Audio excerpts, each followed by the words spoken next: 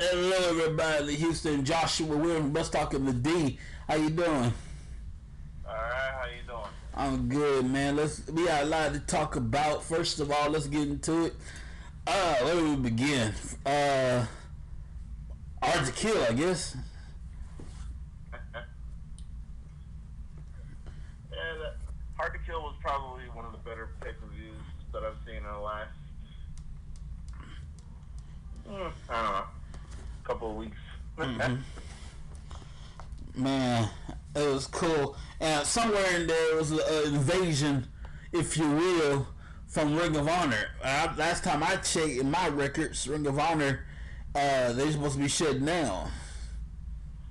Yeah, I think what they're doing is, since they didn't officially say they were shutting down, that they were just, like going through a change phase or whatever. I think what they're doing is in order to keep Ring of Honor, like fresh, they're doing this invasion, which I think is pretty cool. Yeah, it reminds me of back in the day. Oh Lord, look at me back in the day. Damn, I'm old. Back in the day, I believe the year was 2001. It was the day that Jim Ross was correct. We said that they were living infamy. The time that ECW got with WCW and invaded then the WWF. And those of you who don't remember, first remember it. So it started with Chris Jericho versus Chris Jericho and Kane. It was supposed to be a tag match. It was supposed to be Undertaker and somebody from the Alliance. WCW side. Sarah got hurt. Undertaker took her to the hospital. Kane said, I want that match. Okay. So it's Undertaker and Kane and Jericho. I don't know. I'm getting this mixed up. I remember half of it. I want to say, I know Kane was involved. I know it was a tag match. Somebody versus WCW kind of match. Anyway, they're wrestling. All of a sudden, some WCW guys come over and jump Kane, Chris Jericho. What's going on here? What y'all doing up in here? And so the five of these guys come out. Taz is one of them. You probably remember more than I do. I remember a little bit. You take it from here, because I don't remember much. Oh yeah. So yeah, what happened is well, the beginning of the invasion started literally at WrestleMania when Shane McMahon fought Vince McMahon, and they introduced they didn't really introduce, but they showed all the WCW people just sitting in a VIP section, and then it started going with first it went with Lance Storm coming in and super kicking one of the WWE guys, and then he runs out the arena. Then it went, Hugh Morris came in and did his moonsault off the top rope. He ran away. But what you were talking about was, it was Kane and Chris Jericho. There you go. They were facing two of the WCW guys, and then the rest of the WCW guys came in, and they started to jump Kane and Jericho, and then all the wrestlers that were on ECW's roster, the rest of the ECW guys that was on WWE's roster came in and was acting like they were going to side with Kane and Jericho, but then they all turned around and they attacked Kane and Jericho. Alright, I got it from here now.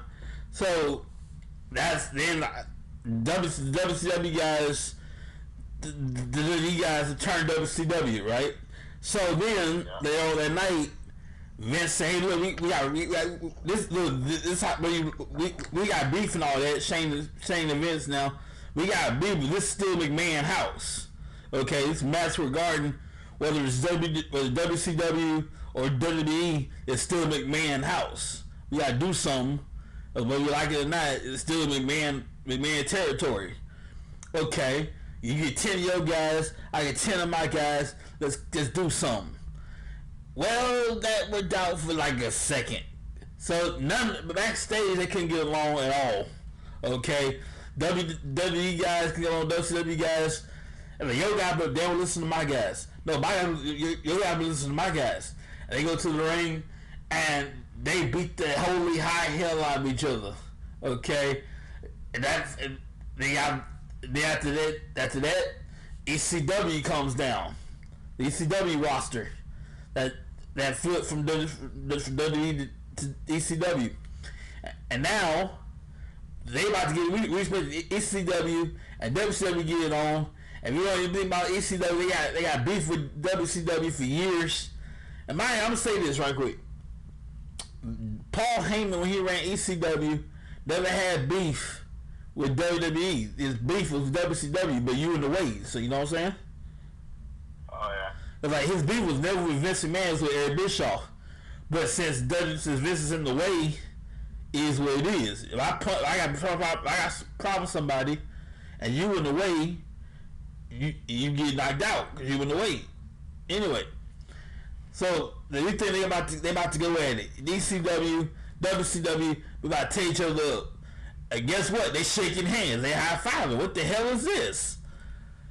And it comes Vince McMahon. What the hell is going on around here? Wait a minute. Hold up. And they do all the maneuvers they gotta do. RVD's 5-star frog splash. The Dudley Death Drop 3D. Tommy Dreamer put his thing in. The original. Thank you, John Cena. With the original Valley Death Driver. You young people know as the Attitude of Judgment. But that's the original the Death Valley Driver by Tommy Dreamer. And Shane said, "Look here, we merged. We decided to come together and merge. We're now the Alliance. They won't be the Alliance till months later.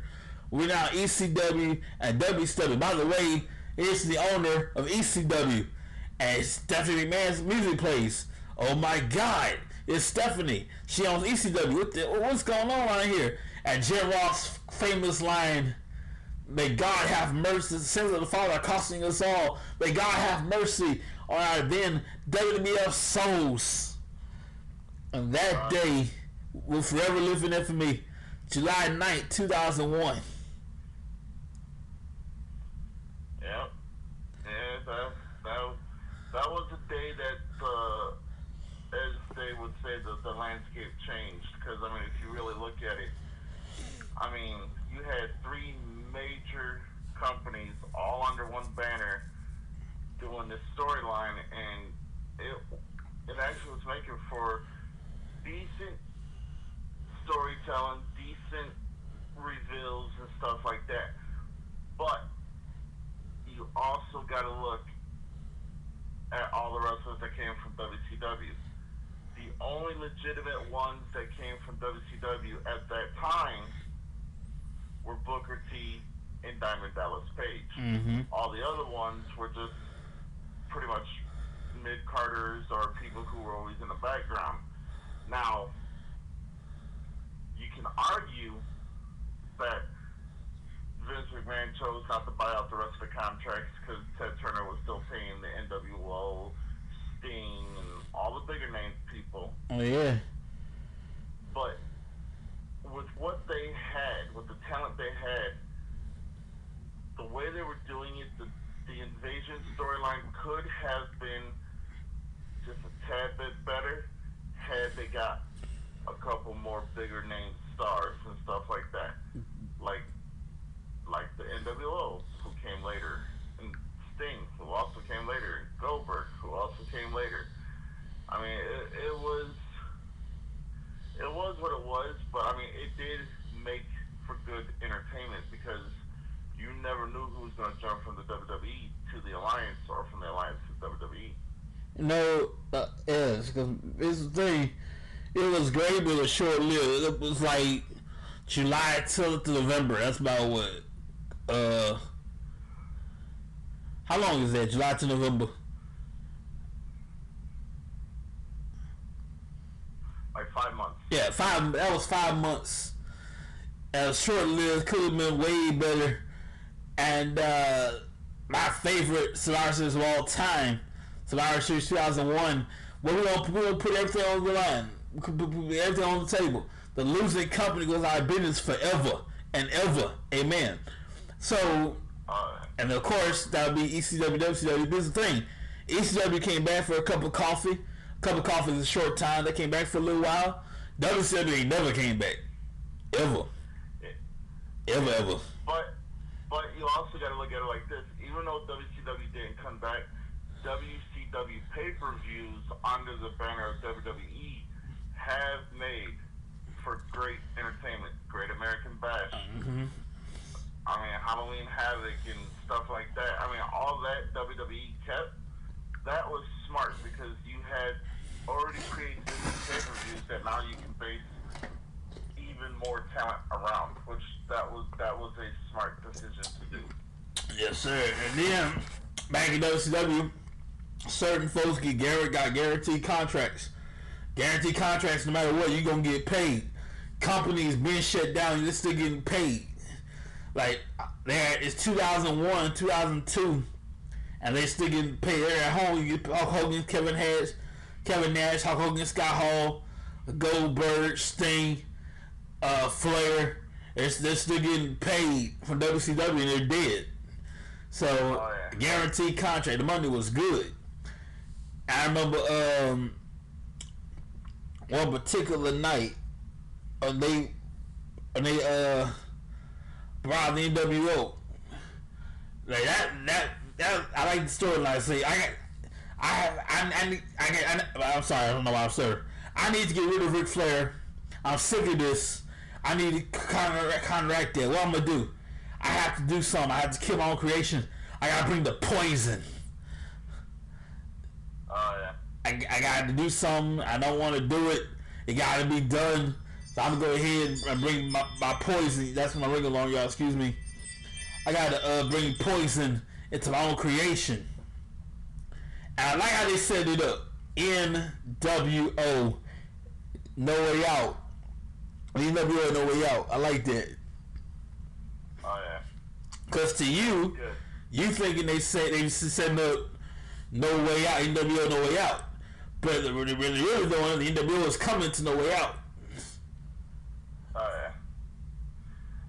Yeah.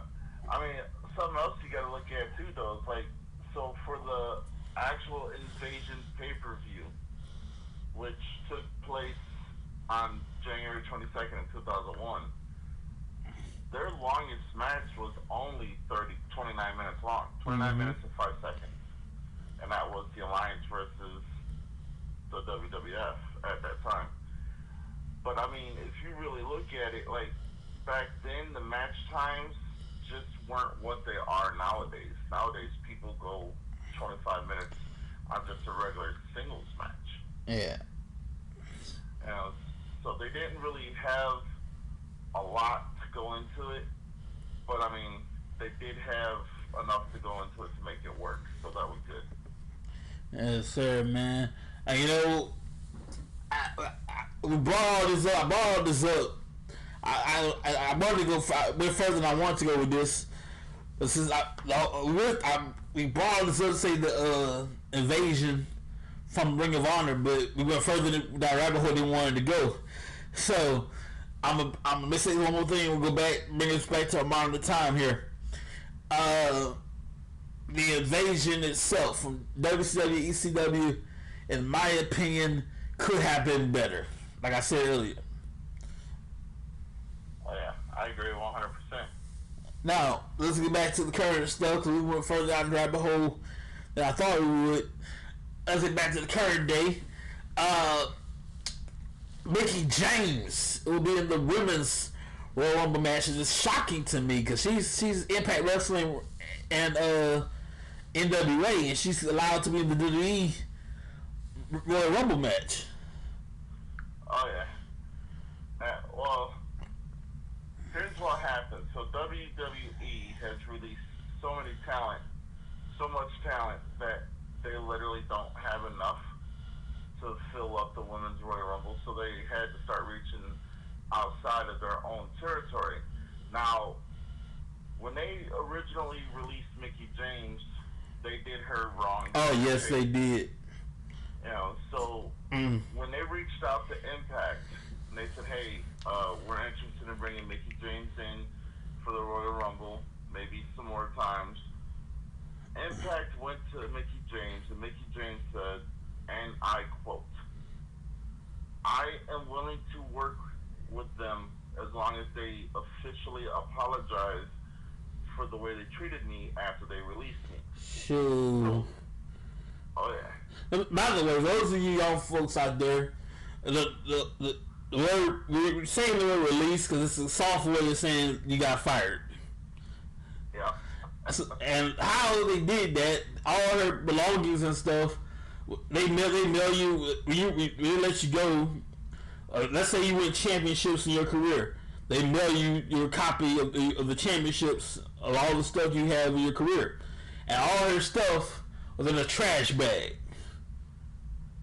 Not UPS box, not US, not a US, not an Amazon box, not USPS box, a decent, somewhere decent. Nah, all her championships, she ever won her career, which only women's championship. All her stuff from WWE in a trash bag. Mark Carano. Oh yeah. Yeah. Yeah.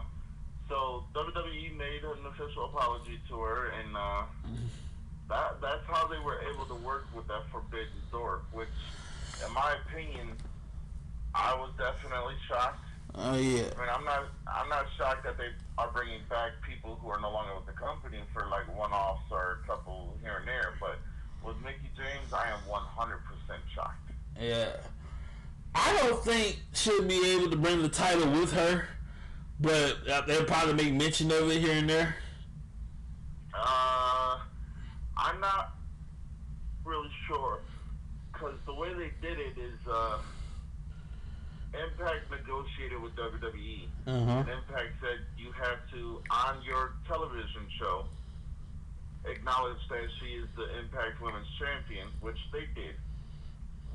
And they also, there's some other stuff that was worked out in negotiations of the deal that haven't come to light yet. But the fact that WWE is legitimately, like pretty much promoting another company in their brand, I mean that's good workmanship, and it also shows that they are willing to go that extra mile to make sure that they kind of present something for the fans. And I mean, as a fan, that's ultimately what we want. Definitely. I'm gonna go across the street, if you will, to AEW. They get ready for one of their big. Every company has their big 4 pay-per-views. For WWE, it's the Royal Rumble, WrestleMania, SummerSlam, Survivor Series. AEW, their big 4, Double or Nothing, All Out, Full Gear, and Revolution. Revolution's coming up. I don't have the date for that, but it's coming up soon. The card, I have nothing really, but it's March 6th in Orlando, Florida. At the additional financial center, all the information to be announced. You get your tickets when it's available. But AEW, according to you and the other people, they basically rocks. Yeah. I mean, if you really look at it, alright, so what made WCW fall? They hired too many WWE guys, gave them too many big money contracts. All the younger talent and all the talent that was already established in WCW got pushed to the back. That's exactly what AEW is doing. And the fact of the matter is AEW will not succeed. Wow. In doing exactly what WCW did. AEW, to me, I mean, first off, they're working in the red. They haven't even coming out of the red yet. They've got so many people under contract, and they're offering all these big money deals. I mean, yeah, okay, if I'm not doing nothing and you want to offer me a $500,000 contract to come and wrestle 3 times out the year, okay, I'll do it. Wow. I remember WCW, they used to, like I said, the guaranteed contract. You can sit home and don't do shit and still get paid. Oh yeah, and that's still, I mean, that's literally what AEW is doing. contracts, and I'm sitting there thinking like, you're offering all these contracts, but you still working in there. Where's my friends? So you might want to start looking at what you can do to further your product. I wish I would be on the wrestling company. I'm paying these guys a bunch of money, and you sit in the house, you ain't doing nothing. You don't come to work. I pay you all this money for nothing. I wish I would. Oh yeah. You gonna come over here, get this work. You gonna do something.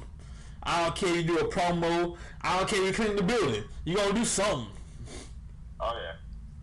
Now, see, here's the thing. Rule of thumb when you're dealing with professional athletes or superstars or whatever you want to call them nowadays. Rule of thumb is you want to market who you can market. Don't buy up too many people, because at the end of the day you run into the problem of how are you going to showcase all of this talent when you literally only have 2 or 3 TV shows and you have pay-per-views and that's it. I mean, like, WCW and AEW, there's so many similarities between the two companies. It's like, if you really, really look at it, okay, WCW backed by a billionaire, AEW's backed by a billionaire. Vince McMahon was not a billionaire when he went up against WCW. Sure wasn't. But he is a bona fide billionaire now. And if someone who wasn't even a billionaire was able to take out a billionaire's company, what's to stop them now? And that's AEW's problem is they're not looking at anybody else as a threat. They're just like, we're going to still up everybody, and then we're just going to put you all on TV whenever we have time for you. Unless, of course, you're the elite, inner circle, or any of the people who, you know, are vice presidents and EVPs and stuff like that. I mean, you got too many inmates running the asylum in AEW, and that's where the problem is failing. See, back in WWE, we have room for everybody. We got stuff going on. We got weekly show, we got house shows going on. We got different programs and everything on the network, whatever. So we got plenty of space for our talent, you know. Oh yeah. Like, we need somebody in Japan for a paper. I need 20 guys in Japan for a live show. No problem. Go to the locker room. I need 20 guys. Sign up for a trip to Japan. We'll pay for it. Boom. You need 10 guys in Russia. Boom. You need 30 guys in whatever. Boom. No problem. Oh yeah. AEW can't do that. Nah. See, here's the problem with AEW. Even if they could do that, most places would not want that with AEW, because AEW, yeah, they have the money and they do have some talent. I'm not going to say everyone over there is talentless, because they wouldn't be under contract if they weren't. But the talent they have is not on the par of a Roman Reigns or Seth Rollins. And they're not going to bring in that kind of star power. I mean, I think the people you have that have the highest star power over there right now are probably CM Punk, Daniel Bryan, Jon Moxley, and MJF. Them are the only 4 that legitimately, in my opinion, can. Well, okay, you got Adam Cole and all them too, but I mean, if you notice, almost everybody other than MJF I mentioned has come from WWE. Right. So I mean, if your talent is who you were pushing, but the talent you were pushing are also talent that was with the rival federation months earlier, I mean, you're pretty much just doing what the other company was doing, and now it's like, I mean, even the morale in WWE is down. Like so many wrestlers behind the scenes are going on social media saying, when am I going to get my shot? When am I going to get my day in the spotlight and stuff like that? And, I mean, you take someone like Brian Cage, that dude is a monster. He's a beast. Put him, he could do aerial stuff, he could do power stuff. He's an all-around good wrestler. but yet you put him on a back burner because you want to bring in all these other people. It's like, it doesn't make sense to me.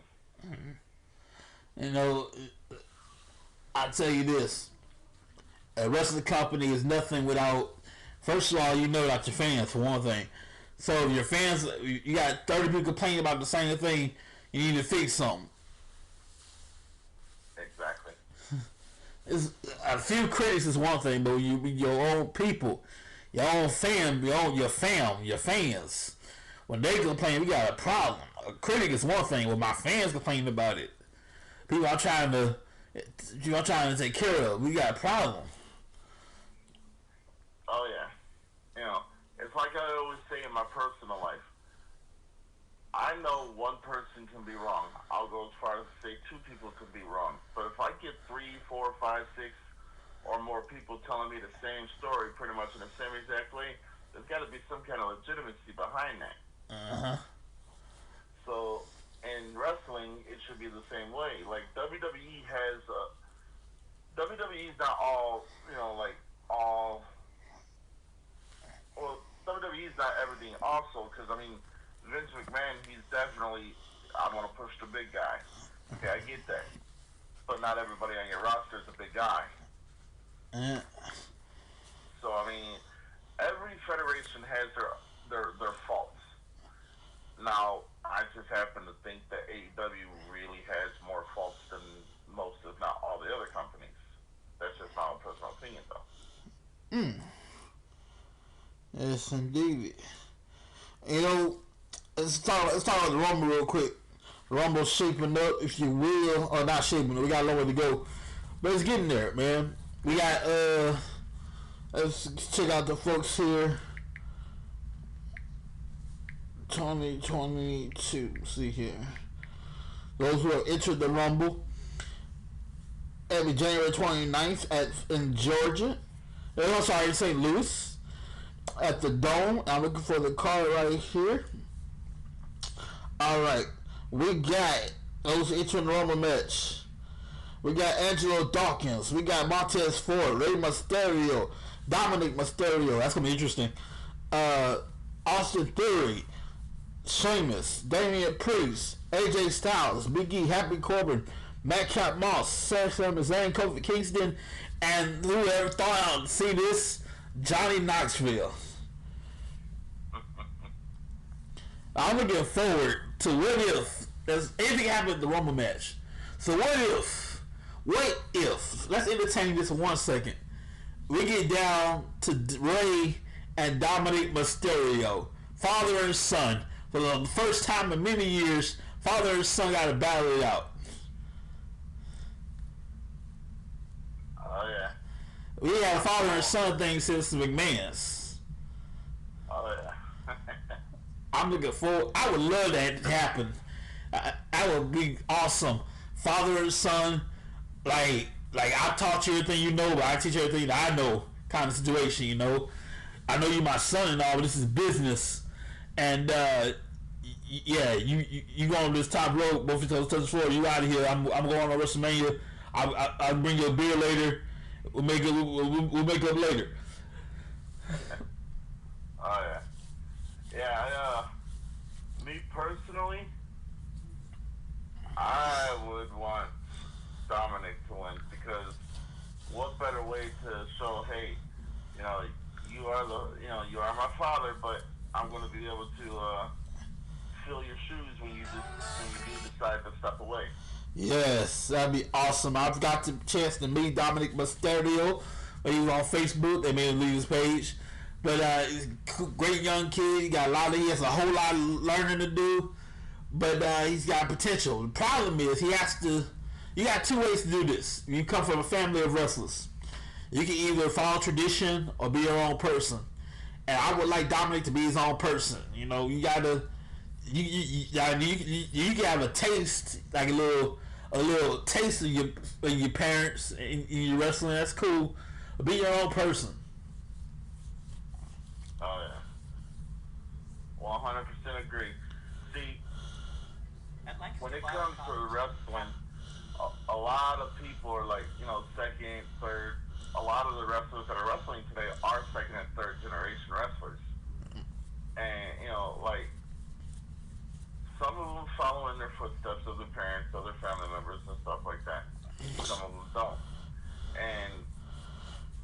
personally, I would like to see Dominic go in his own direction, but he is still a little bit too green to be able to do that.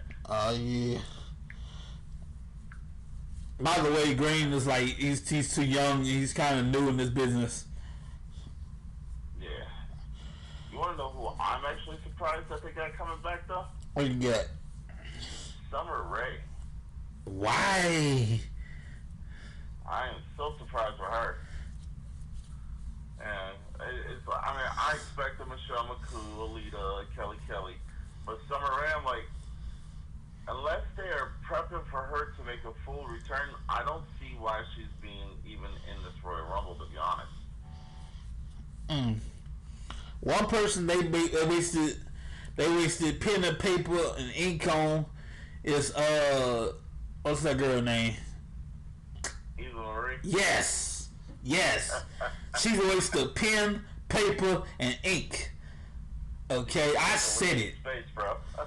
I give you a reason why she was PvP. The girl never did squat in the wrestling business. Never won a championship. Never had a decent match with somebody. So the girl is worthless in the world of wrestling. She's a great young lady, but in wrestling wise, she is worthless. I said it. Eva Marie is a waste of pen, paper, and ink. She was only good for one reason, and that's the appeal of having another good-looking woman on the screen. That's it. Like even her acting isn't really that good because she's been in a couple movies, and I'm like, no. Like, I mean, God, come on, if you gonna be a wrestler, learn how to act as well. Because now, look, by now we all know it. We don't want to admit it. We're grown now. We all know this. Wrestling and acting go hand in hand. Oh yeah. We all know it now. We don't want to admit that, but it's true. Wrestling and acting go hand in hand. If you're gonna be a wrestler, learn how to be a good actor. Some people, I do mean some people, are horrible, great wrestlers, but they horrible actors in movies. What in the hell? Oh yeah.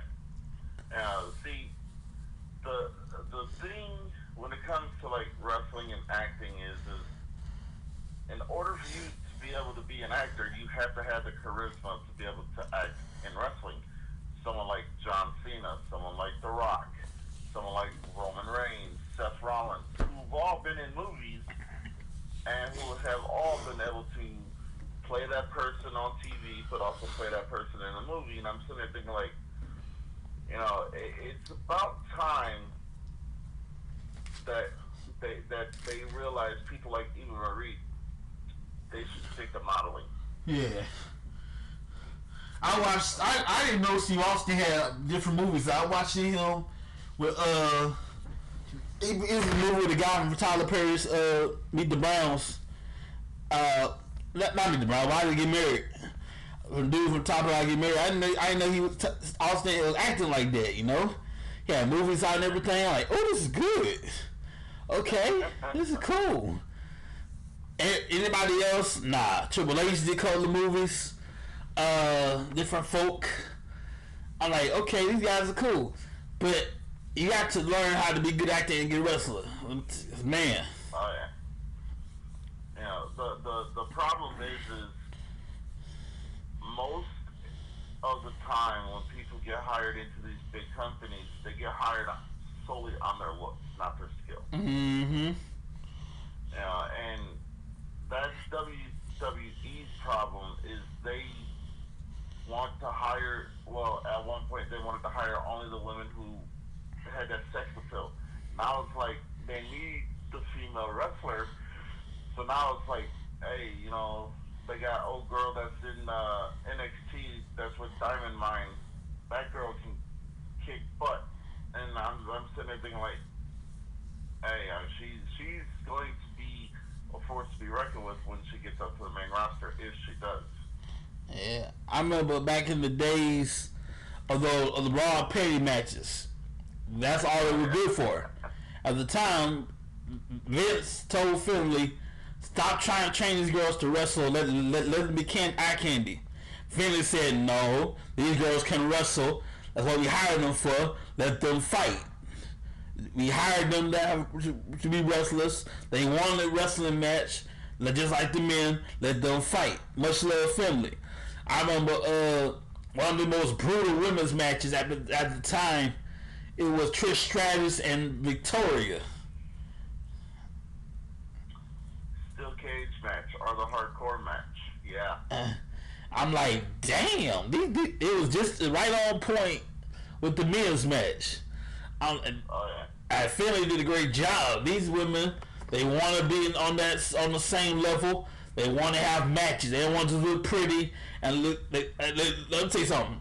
They look fire in a bikini, but they also want to beat the hell out of somebody. Okay, let them fight. That's what we hired them for in the first place. Let them fight. Most definitely. We didn't just hire them to be good looking. First of all, people. This is what I understand. This is what I don't get. These dudes back in the day, I was part of it. I was part of it back in the day. The bra and panty era of Raw. You know, like, damn, she fine. Like, as if you got a chance anyway. But the point is to make the appearance of she's available if she went on the market. But we all know she got somebody in her life. You know what I'm saying? Like, there's not a female wrestler that's probably single. Because we all know they got somebody. Husband, boyfriend, booty call, whatever. Nobody, no female wrestler I know of is single. You seeing somebody. And the appearance of put you on television, the appearance of you have a shot. Yeah. I mean, it's a fantasy role that, you know, a certain type has to be able to fill, and that's what WWE does, is they get that certain type and they fill that role. Mm-hmm. You know, but women like Nia Jax, Rhea Ripley, Chyna, and I mean, women like that, they broke the mold and the stereotype of stuff like that, because they were like, in their own way, they were good at what they did, but they were also good at what they could do. You know what I'm saying? Yeah, man. Nia Jax, she too dangerous to be working with somebody. You got, first of all, you too big to be hurting somebody. Yeah. She did hurt a lot of the women in the ring. Oh man, like, girl, you too big for that. So I'm like, bro, wrestling. The whole point of this, you have to trust. You trusting with somebody with your body, man. Look, I'm trusting you. Get me through this, and we go home and be with our families. I'm trusting you not to hurt me. So do what you gotta do, but at the same time, don't do it too hard. The word wrestling, we call something a little extra. We call it a receipt. A receipt is a little extra oomph. You know, there were some wrestlers who refused to work with her because she was too dangerous. Yeah. And I mean, you can't really fault them, because I mean, like you said, you're trusting this person, so why should you be getting hurt if you're actually trusting this person? So I mean, I get it though. Oh man, and like I remember Bret Hart and Goldberg. Bret Hart said, "Hey man, don't hurt me. Like, look, let's keep it easy." Goldberg did something to Bret Hart, and he had retired. Yeah, he super kicked Bret Hart in the head, and when he did that, Bret Hart can no longer wrestle. Yeah.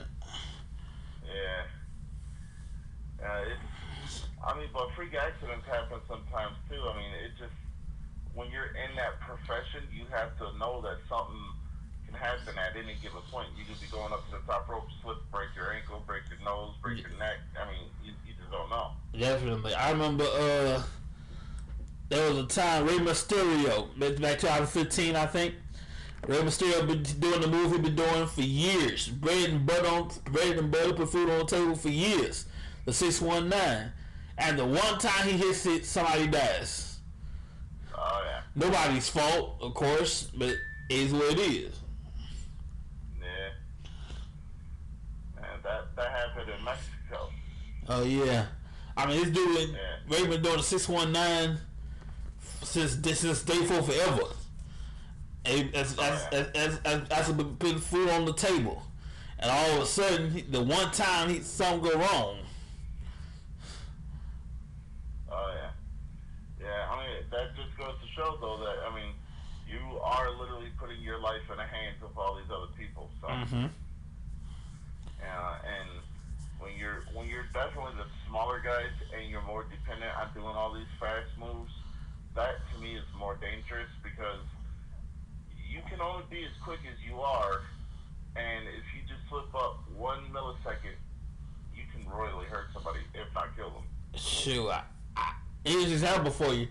Let's say you're doing a suplex, old school, delayed suplex. I pick you up and I lose my grip, and you fall and break your neck. Not my fault, not your fault. It was kind of my fault, but like I didn't have a good grip on it. Not your fault. You the one receiving it, and you fall and break your neck. Oh yeah, I know some of the worst stuff that has happened in wrestling. Let's just take when Sid Vicious wrestled Scott Steiner in WCW. They asked Sid Vicious to come off the top rope and do the stomp on Scott Steiner's chest. Sid Vicious was like, "Well, can I do it off the second rope?" And they said, "No, it'd be better if you come off the top rope." So he came off the top rope, and his left ankle literally shattered, and his foot was just hanging off to the left. Damn. Oh yeah. Anytime something can happen. You could be going for a clothesline and hit somebody hard and crush their Adam's apple. You just don't know. And of course, it's the infamous Owen Hart tragedy. Oh yeah. I mean, they practiced that all day that day. And some idiot decided, let's use a wire. That idiot. That's who you should be mad at. The guy that said, "Hey, let's use the wire." But you know. Oh yeah. Yeah, I know. They practiced that, according to what sources have said. They practiced that over 30 times that day. Mm-hmm. All the way up until a half hour before doors opened, they were practicing. And in the last minute, they changed the hookup, and that's what messed up. So, the guy who changed it, definitely should be blamed. But also, I will say, there's a lot of controversy going on with the WWE with that, because they're like, they still did the show. And, WWE lives by the adage that, hey, the show must go on. Oh, yeah. Now, a lot of people took offense to that because you just lost one of your people. You should end the show, blah, blah, blah. But the question is should they have ended it or should they have kept going? I would say, end it, but hook somebody up. For example, hey, look, I'm going to give y'all some free stuff. We got to go. We got to reset this thing. We'll see y'all tomorrow or something. But that's a tough call, man, because people pay to see the show, but at the same time, we had a serious incident and we need to take care of it. Oh, yeah.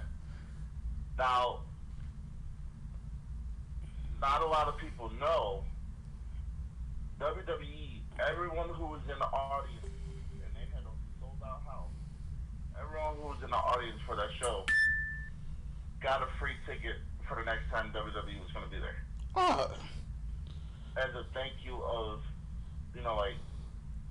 thanks for sticking with us and, going through this with us and stuff like that. So every single person that was in that audience got a free ticket for the next time they come. Mm-hmm.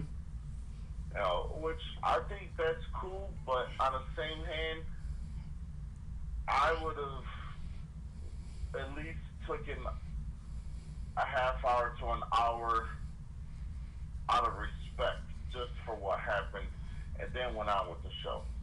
Interesting. But they didn't. They got him out of the ring, got him in the back, and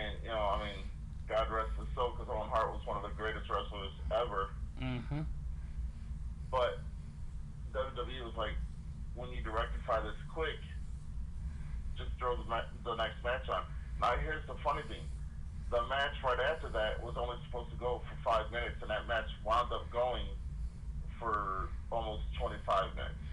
Wow. And so, I mean, and then they also lengthened the time of the main event for that pay-per-view. So, I mean, it was like they had contingency plans for everything that goes on, but you don't really have one for anyone who passes away. Yeah, thankfully, or not. By the way, I'm saying this in my head first before I say it out loud. But not thankfully, but Owen Hart died at the hospital, not at the arena. But yeah, like I said, I wouldn't send I would send my fans home empty-handed. Like, I'll give you something, and we're gonna start the show. I'll give you a little something. Yeah. Back in the day, they used to if you send a copy of your phone bill, not phone bill, the pay-per-view bill, whatever it was. Phone bill, I guess? Is it phone bill or pay-per-view bill? Yeah, cable bill. Pay-per-view bill, yeah. Yeah. If you send a copy of your cable bill, which is for the pay-per-view, they'll send you something back in return. That whole point that was to reimburse you for the pay-per-view. This is the time you buy the pay-per-view you order from your provider at the time. That's the whole point of doing that. That's why they want your phone bill. So you send them a copy of it, they'll reimburse you in the form of not money, but in the form of items and stuff like that. Oh yeah. Yeah. But see, here's the thing. So WWE's, a lot of people are like, they don't want to listen to the fans nowadays and lately, which is true. WWE doesn't really listen to the fans lately. But back in the 80s and 90s and early 2000s, WWE was all about giving the fans what they wanted. Yeah. You know, but it got to a point to where WWE was like, well, we got to stop pandering to the fans and start pandering to our pockets because we need to start getting paid more money. I think that happened when we became a publicly traded company. We went from listening to fans to listen to our shareholders. Oh yeah. And people don't know shit. People don't know squat about wrestling. Gonna tell us what to do with our company. Oh yeah. Like the I know AEW's got Tony Khan, but I know we got our own Khan like in WWE, and that dude, like, he's calling a lot of the shots right now. It's not sitting well with me, bro. Yeah, man. Tell me he's not related to Tony Khan. Please tell me that. Can't tell you that because I'm not 100%. Oh, you better not be related. By the way, Wrestle brought to you by Wrestle Talking to D. I'm sorry, I bet. I wish it was. I ain't my sponsors right. Wrestle brought to you by Back Deliveries and More LLC. They put the D in delivery. 871-225-87. If you have a CDL license, you can drive trucks and you can get paid. Back Deliveries and More LLC. Back Deliveries and More LLC. They put the D in delivery. And man, I'll tell you something here. First of all, I hope Tony Khan and Nick Khan are related. Secondly, like I said just a moment ago, we went wrong. Where we went wrong was years ago. We went from fans, listen to fans, started listening to our shareholders who don't know squat about this business. Oh yeah. At least I'd rather a fan that's been a part of watch wrestling his whole life than to listen to a shareholder that don't know nothing. Exactly. At least the fan, he might be a fan, but he's seen this wrestling his whole life. He know what he's talking about a little bit. I mean, there's some people in WWE's corporate office that don't even know what a headlock is. My God. And that's kind of sad. You work for a wrestling company, but you don't even know the moves. And that's a basic move on top of that. I'm not watching Tough Enough, 2015, Tough Enough, or something like that. Patrick Clark, at the time, he was the Velveteen Dream. He said he got to arguing with this other contestant, talking about knowing your history is important, knowing your wrestling history is important. Like, no, you don't need to know that stuff. Well, doesn't it make sense to know something about the company you're working for? Oh yeah, most definitely. Whether it's wrestling, whether it's football, whatever company you work for, it's smart to know who your employer is. Every now and then you need to know something about who you're working for. So I agree with Velveteen Dream. It is important to know your history because you need to know who you're working for. Exactly. You know, it's like if I'm working at Dairy Queen and I'm like, well, I want to quit here and go work for Baskin and Robbins, and I don't know Baskin and Robbins has 31 flavors. You know what I'm saying? Yeah, definitely. And so I get your point. That's a very good point. You should know the history of everything you do. So then, if ever you have to talk about it or show up about it or something like that, you at least know what you're doing. Or talking about. Like, there's some corporate people in WWE who has never in their life seen the product ever. Like, how do you work for one of the major wrestling companies in the world and you never seen nothing? That reminds you of old girl. Most of y'all bring your girlfriends to wrestling events when they watch wrestling in their life, and they ask you all these. I remember one time I went to a wrestling event, and at the what you call it, right here in Texas, it's where the help me somebody. What you call it? Coliseum? No, it's here in Texas. We do all the time. Airline Arena. Oh, okay. Hang on, let me look this up here. AA Arena. Lord have mercy. I go to all the time. I can't remember the name of it. It's been a long time. You know, it's been a minute. Hang on. American Airlines Arena. There you go. American Airlines Arena. I went over there. This dude brought his girl to a wrestling event. That's nice. She obviously hasn't watched wrestling in her life. And the whole doggone night, I had the unfortunate pleasure of them sitting behind me. And she asking questions the whole night. Why they doing this? What's going on here? Who's that? Why they doing that? Blah, blah, blah. Girl.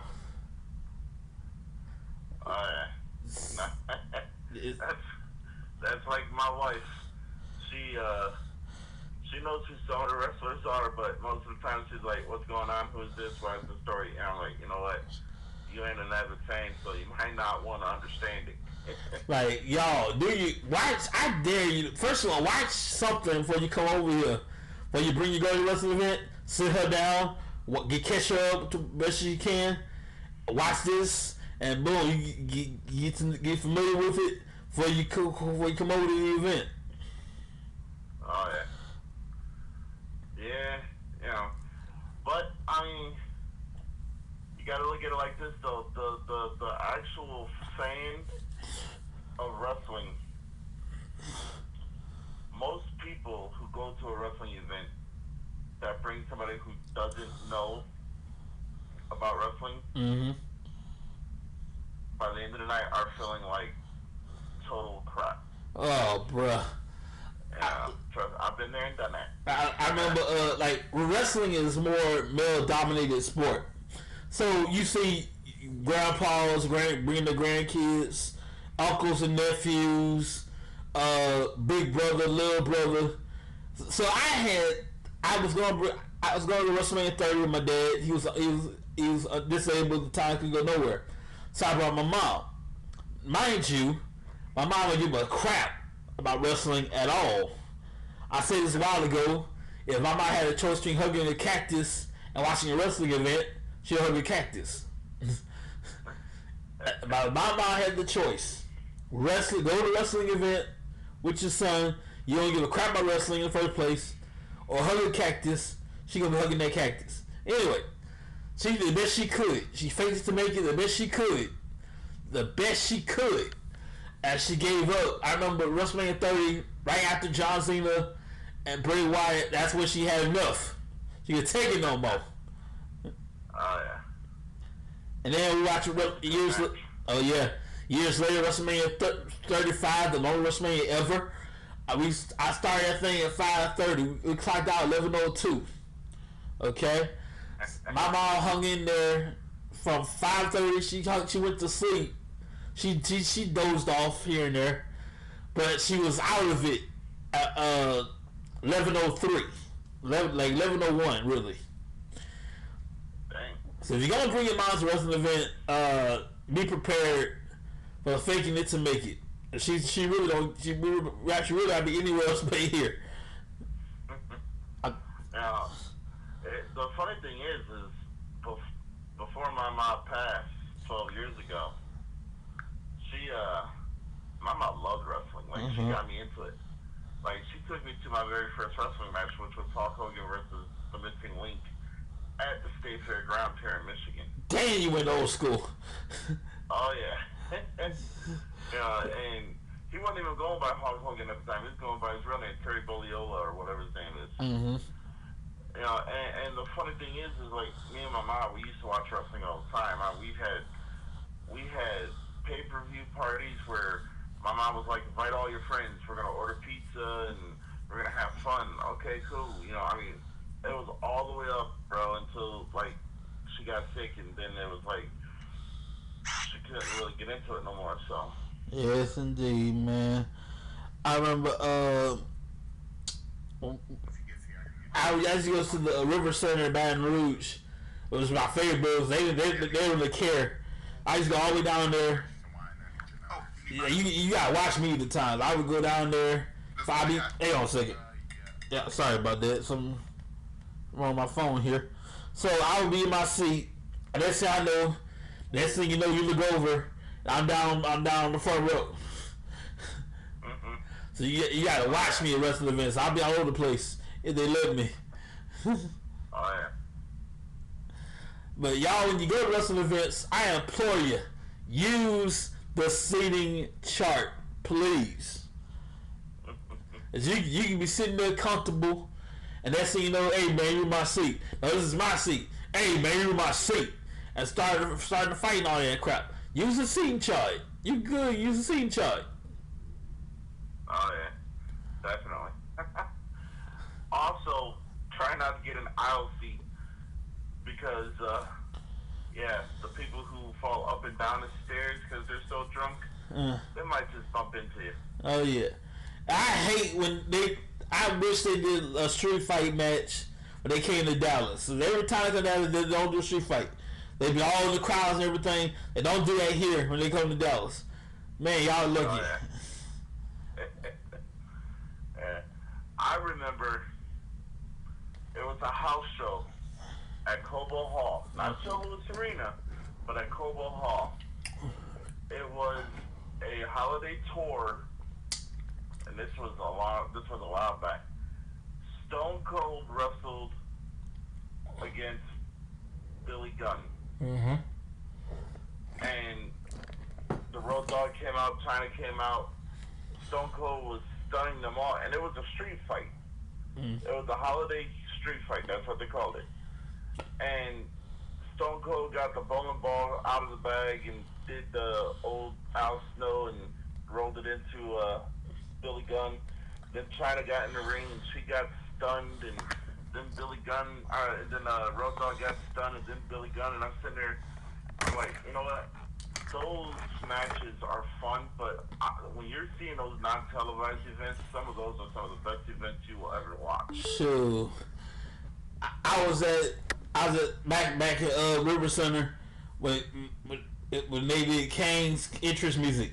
The fire when they do the fire pyro is 10 times hotter than it is when you see on TV.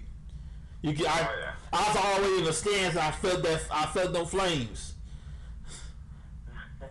I'm in the stands. I felt that. I'm like, ooh wee.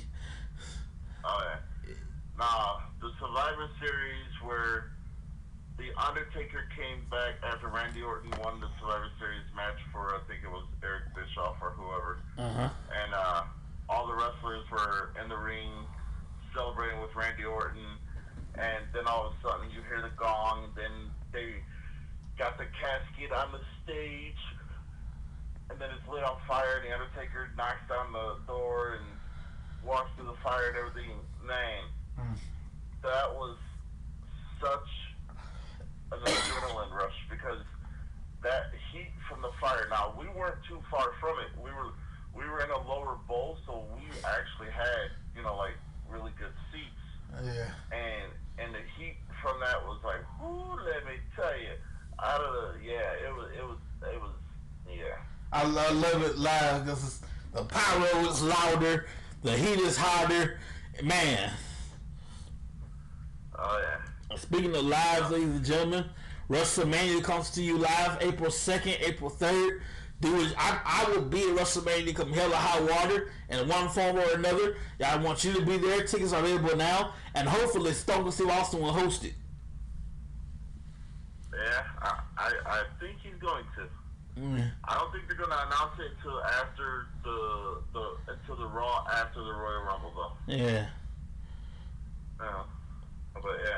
But you never know. Stone Cold might be one of the surprise entrants, and he might, like main event WrestleMania. He might. Just might. Never know. All the matches I'm looking forward to for years, as everyone else, Bobby Lashley and Brock Lesnar. Oh yeah. All right, so I want to kind of play devil's advocate here for a minute.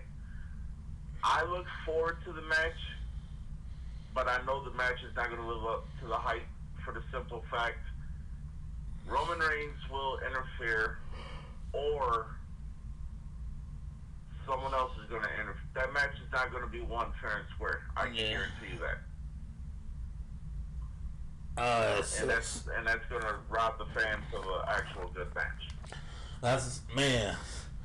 I've taken the history books, and I'm pretty sure these two have never met ever in 20 years of wrestling, whatever you want to call it, or any other sport. They've never had confrontation anywhere. I'm glad it's happened on WWE turf. Oh yeah. As a matter of fact, the very first time they were ever in the same ring together was at that Fatal 5-Way. And then this past week on Raw. Yes, indeed. It took a long time. We finally here. Last time we tried to do this last time when he doing that stupid Lana storyline, and Bobby Lashley, I need to dump this to get to Brock Lesnar. It took Bobby Lashley years to get to here. Bobby Lashley will take every advantage. Now we all know deep down, we know behind the scenes who's supposed to win, who's supposed to lose. But as far as we're concerned, as far as the surprise goes, Bobby Lashley takes advantage of everything, every moment. You wait on this for years. Take advantage of this thing. Oh yeah. Yeah. Here's the thing.